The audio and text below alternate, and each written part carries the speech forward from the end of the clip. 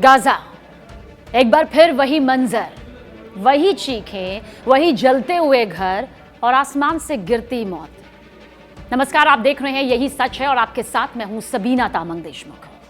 अमेरिकी राष्ट्रपति Donald Trump की मध्यस्थता से हुआ ऐतिहासिक शांति समझौता महज 3 हफ्ते भी नहीं टिक पाया। कूटनीति की वो उम्मीद जिसे दुनिया ने राहत की सांस के तौर पर देखा था, अब मलबे के नीचे दबी पड़ी है। इजरायल ने मंगलवार देर रात गाजा पर हवाई हमले किए, 26 से ज्यादा लोग मारे गए, सैकड़ों घायल हुए। और एक बार फिर सवाल वही, क्या गाजा में कभी शांति लौट सकती है? यही सच है, क्योंकि यही मौजूदा वक्त का सबसे अहम सवाल है। इजरायल का दावा है कि हमास ने संघर्ष विराम तोड़ा, उसके सैनिकों पर हमला किया और फिर प्रधानमंत्री बेन्यामिन नेतन्याहू ने तुरंत और शक्तिशाली जवाबी कार्रवाई का आदेश दे दिया। देखिए, गाजा के बुरैज शरणार्थी कैंप, सबरा इलाका और खान यूनिस जैसे क्षेत्रों में बम बरसाए गए, बम की बारिश की गई, घर ढह गए, आशियाने पूरी तरह से ध्वस्त हो गए, मासूम जिंदगियां, बच्चे मलबे में दफन हो गए। चश्मदीदों का कहना है कि आसमान पूरी रात आग उगलता रहा और सुबह की पहली किरण सिर्फ धुएं और राख के बीच झिलमिलाई। लेकिन कहानी का दूसरा पहलू भी है। जी हां, यह बहुत बड़ा सच है जिसे जानना हर किसी के लिए बेहद जरूरी है। हमास का कहना है कि असल में इजरायल ने ही संघर्ष विराम तोड़ा।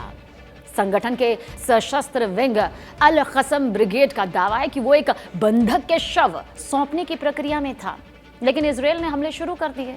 अब ये प्रक्रिया रोक दी गई है।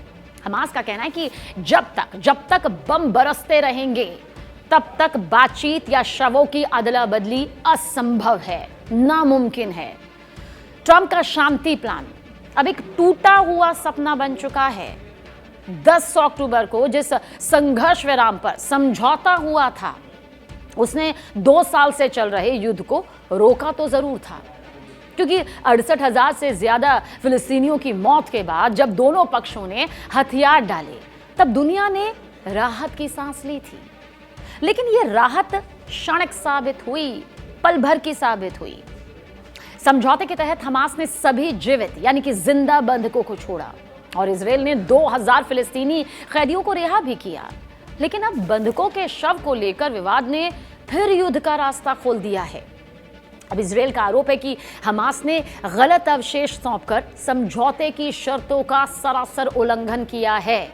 वहीं हमास कह रहा है कि इजरायल समझौते की आड़ में सैन्य कार्रवाई कर रहा है। ये अविश्वास, ये संदेह, यही वो जहर है जो हर शांति प्रयास को निगल जाता है। कहानी यही खत्म नहीं होती। सच का पहलू आगे भी जानिए।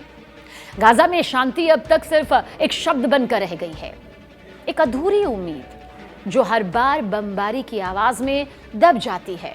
नेतन्याहू सरकार कहती है कि वो राष्ट्रीय सुरक्षा के लिए ये कर रही है, जबकि हमास इसे कब्जे के खिलाफ प्रतिरोध बताता है। नतीजा यह है कि दोनों पक्ष एक दूसरे की भाषा सुनने को तैयार ही नहीं। हर बम और एक बातचीत बस दफन हो जाती है, और आसान शब्दों में कहे तो हर बम एक और बातचीत को दफन कर देता है। अमेरिकी उपराष्ट्रपति जेडी वेंस कह रहे हैं कि तकनीकी रूप से संघर्ष विराम अभी भी कायम है, लेकिन हकीकत यह है कि तकनीक और कागजों की दुनिया में जो कायम है, जमीन पर वो पूरी तरह टूट गया है, पूरी तरह टूट चुका है, बिखर चुका है। गाजा की गलियों में आज फिर मातम है। अस्पतालों में जगह नहीं, बिजली ठप है और राहत कर्मी अपने ही हाथों से मलबा हटा रहे हैं। दुनिया भर से शांति की अपील आ रही है, लेकिन अपील बम की आवाज में खो जाती है, धमाकों की आवाज में गुम हो जाती है। सवाल यही है कि क्या गाजा में कभी शांति लौट सकती है? इतिहास क्या कहता है? इतिहास बताता है कि इस धरती ने हर समझौते को खून में डूबते देखा है, और जब तक भरोसे की जमीन नहीं बनती, तब तक राजनीति और प्रतिशोध के बीच इंसानियत की जगह नहीं बनती। तब तक गाजा के लिए शांति सिर्फ एक नारा रहेगी, एक अधूरा वादा, जो हर बार इसी तरह धुएं में धुल जाता है। गाजा आज फिर जल रहा है और दुनिया फिर देख रही है कि कैसे शांति की हर कोशिश बमों की आग में राख बन जाती है।